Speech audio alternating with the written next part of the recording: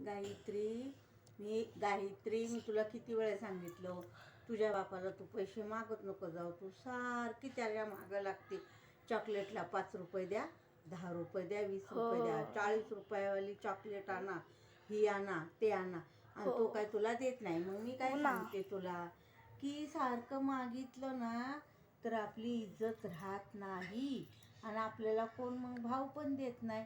आणि मी काय तुला कमी करते का खायला? एवढं आणते, एवढं हे करते, तरी पण तू त्याच्या मागं लागती नाही का? द्या द्या. आता मी तुला म्हणलं तू त्याच्या संग बोलूच नको ना. मग तुझ्या बापा संग तुला 10-20 रुपये नाही देत तर, पण मी तर तुला किती महागाचं भारी भारी एवढं चांगलं चांगलं खायला आणते, हां, तरी पण तू त्याला मागतच राहती. म्हणून मी काय म्हणलं, तू त्याच्या संग बोलूच नको.